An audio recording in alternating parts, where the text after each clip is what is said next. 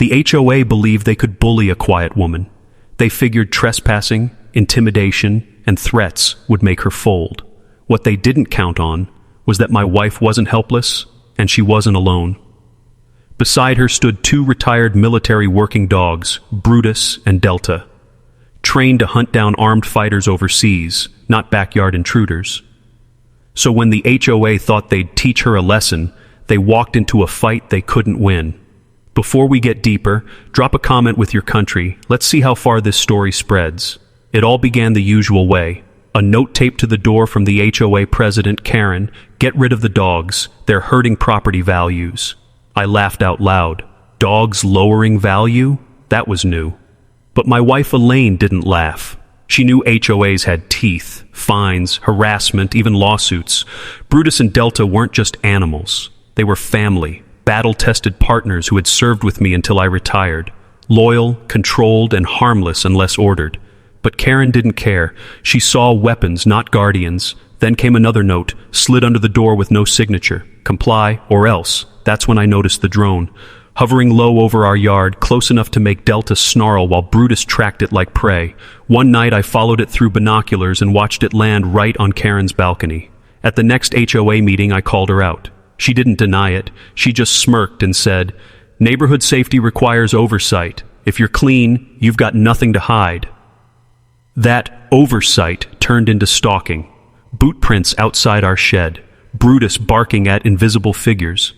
Then came the compliance officers. 4 men marched up our driveway with clipboards, rattling off Municipal Code Section 14B, demanding we tear down our fence, but that code didn't even exist. Title 18, U.S. Code 242, makes it a federal crime to strip rights under false authorities. These men didn't care. One leaned close, whispering, "Some rules aren't written." That's when I realized it wasn't about dogs or fences. It was personal. Karen wasn't enforcing rules. She was trying to break us. The HOA chose the wrong morning to escalate. Saturday, clear skies, kids on bikes in the street. Elaine was out front tending her flowers when the compliance crew came again. 4 men, harder this time, no friendliness. Karen behind them, phone out, recording like it was a show. "Remove the dogs, remove the fence, or we remove you." Elaine stood tall. "This is private property. Under the 4th Amendment, you need a warrant. Leave." They didn't. One stepped forward, puffing up. "HOA authorization is enough." Lie. HOA rules can't override federal or state law. Trespassing is criminal under Penal Code 602. But they weren't bluffing. They were ready for violence. I was halfway down the drive when one lunged for Elaine. He reached, but Brutus was quicker. The shepherd exploded forward, slamming him flat with a chest bite that knocked the air from his lungs. Brutus hovered over him, growling deep. Another swung a metal rod at Delta. Wrong choice. The Malinois darted sideways, locked onto his forearm with a perfect bite hold. He screamed, dropping the rod. Delta didn't maul him. She immobilized him, trained and disciplined. "Call them off!" Karen shrieked, voice cracking. "Delta, hold!" Elaine ordered firmly. Delta froze, jaws locked, pinning without ripping. Controlled, exact military obedience. A third thug rushed to flank. Brutus pivoted, eyes locked, waiting. Elaine's command snapped through the air. "Brutus, engage!" The shepherd exploded forward, slamming into the man's stomach and dropping him flat in the dirt. He never laid a hand on her. By then, neighbors had spilled out, phones up and recording every second. Voices rang across the street. They're trespassing! Call the sheriff! Karen's lost it!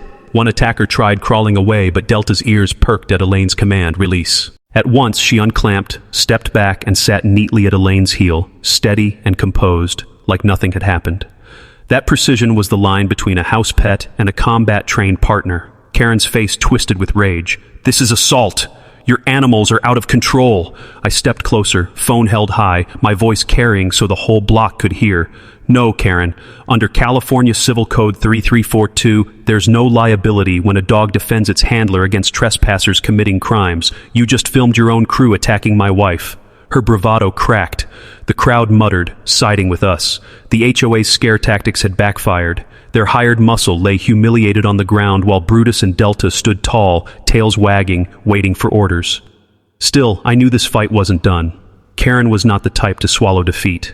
If you're hooked on this HOA story, like and subscribe because it only escalates from here. By the time deputies arrived, Karen had spun herself into a full-on victim act.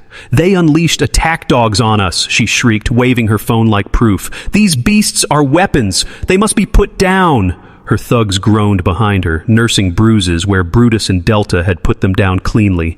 Not one of them dared meet the deputy's eyes. Elaine calmly clipped both dogs onto leads. They sat poised at her side, not wild, not aggressive, just disciplined professionals in fur. That image carried more weight than Karen's screaming. I handed my phone to a deputy. "You'll want to see this. Every second is on here." The video rolled. The trespassing, the threats, the lunge toward Elaine, and the dogs reacting exactly as trained. The deputy's jaw tightened. He stopped before the end and lowered the phone. "Ma'am," he said to Karen, "you and your associates are under investigation for trespass under Penal Code 602 and assault under Penal Code 240. Those dogs didn't attack unprovoked. They defended their handler from an immediate threat." Karen's voice cracked. "That's not true. HOA rules authorize—" The deputy cut her off. "They don't override state law. You had no right to enter this yard or put hands on anyone. Frankly, you're lucky these dogs are disciplined. Lesser-trained animals would have caused permanent damage."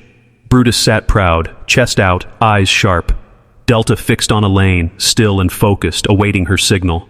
They weren't just companions, they were veterans. My wife had spent years training war dogs like them. Now those skills had saved her at home. Karen clawed for one last argument. "Fine, fine, arrest me, but those monsters will be put down. That's what happens after a bite." The deputy shook his head. "Wrong again. California Civil Code 3342 exempts dogs defending their owners from trespassers committing crimes. These two face no consequences. You do." The crowd erupted. Cheers, claps, whistles. Phones stayed rolling as Karen's meltdown spread online in real time. Deputies cuffed her on the sidewalk. Her face beat red as her rights were read. Her men were loaded into cruisers, groaning louder than ever. As squad cars pulled away, Elaine crouched and wrapped her arms around both Brutus and Delta. Their tails thumped, happy at last. "See that?" I said with a grin. "They didn't just protect you, they exposed Karen for what she really is." Elaine looked at me, eyes fierce but glowing with pride. "They're not just dogs, they're family, and Karen just learned the hard way. You don't cross family." That day, the neighborhood changed. The HOA's grip of fear was shattered. And for the first time in years, our home felt truly safe. And me? I knew one truth with certainty. Brutus and Delta had just carved their legacy into HOA history.